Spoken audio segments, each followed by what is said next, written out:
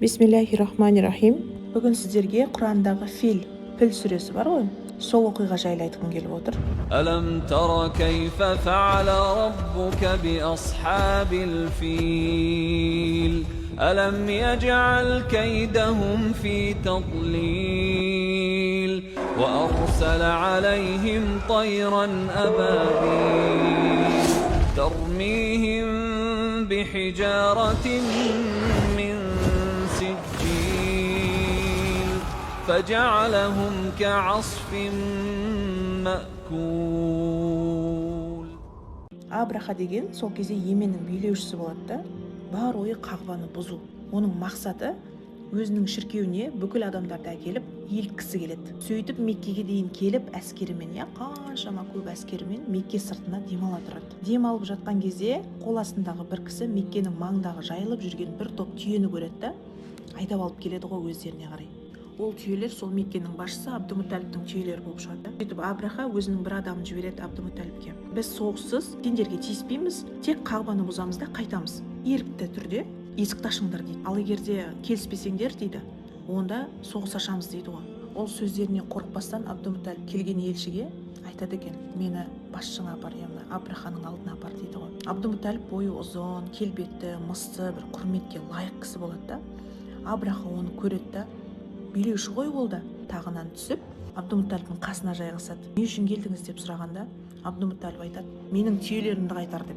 Сонда Абраха: мен жаңадан бері ойлап отырсам сізді бір керемет кісі шығар деп, бірақ бір сөзіңізбен менің алдымда дәрежеңді түсіріп жібердіңіз дейді. мен ойлап отырмын ғой, Меккенің басшысы болғаннан кейін қасиетті Қабаға тиіспе деп айтама деп, сіз маған кеп аз-маз өзіңіздің түйелеріңізді әңгіме қылып айтып отырсыз дейді ғой.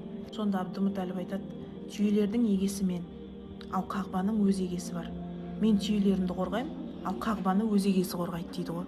Сөйтіп Абдумутталип Қағбаның алдына келіп Аллахқа дұға жасайды ғой: я Аллахым, мына Қағба тек өзіңе тиесілі, әркім өз затын қорғайды ғой, сен де өз Қағбаңды қорғашы деп, барлығы Меккені босатып түнге қарай тау жаққа қарай кетіп қалады. Өйткені қорқады, өте көп әскерлер. Абраха сол түні дөңбекшіп ұйықтай алмайды.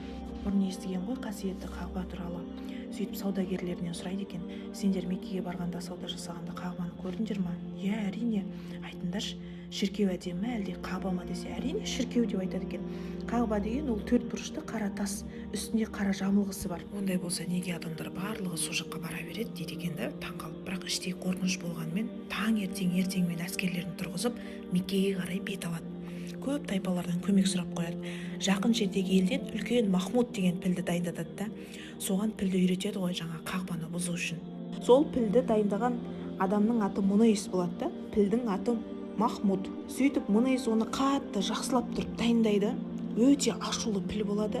Қағбаға кірген кезде бірақ тұрып қалады да, шөгіп жаңағы тіземен отырады дейді ғой. Сөйтіп жаңағы пілдің қимылдамауын көреді де, Абраха қатты ашуланады ғой: сен не үйреткенсің деп, ештеңе істемейді ғой бұл деп, не Қағбаны бұзбай жатыр деп ашуланады да, жаңа қолындағы шынжырлы таяғымен пілді ұра бастайды. Қатты ұрғылайды, ұрғылағаннан ауырып піл деген орнынан тұрып Қағбадан теріс қарайды ғой. Сонда Абраха одан сайын ашуланып, өзіміз Қағбаны бұза берейік деп жүре берген сәтте 1-2 минуттың ішінде адамдар аспан қарайды жаңағы дауыстан. Аспанға қараған кезде точка болып көрінеді екен да құстар. Жақындаған сайын сонда ішіндегі біреуі айтады ғой: бұл абабил деген құстар деп. Жақындай берген сайын көп, әрқайсының үш тастан болады әрқайсында. Біреуі тұмсығында, екеуі қанатында. Және Аллах тағала жазып қойғанда қай тас кімге түсетінше Аллахтың қалауымен дәл сол адамның басынан өтіп аяғына дейін тесіп шыққан ғой. Астан-кестен шығады. Адамдар өлімі, айқайы, жандарының атуы, жаңа тастың бастан аяққа дейін шыққандағы жандары шығады ғой айқайдан. Соны Абраха көреді де, жаңағы аяғы қан болады, бірақ оған тигізбейді Аллахтың қалауымен. Өйткені Алла тағала көрсетеді да оған өзінің күшін, өзінің құдіреттілігін көрсетеді да, Қағбаны қалай сақтай алуын көрсетеді. Оны Абраха артына көреді де қашады екен. Көзімен көрді. Өйткені үлкен ұлы күш өзінің жұмысын бастап кетті, оған қарсылық келе алмайды, болды, бітті. Абдумутталип соған таң қалады ғой сол уақытта. Бүкіл тайпалар Қағбаның құдіреттілігін сол кезде тағы да бір көздер жетеді.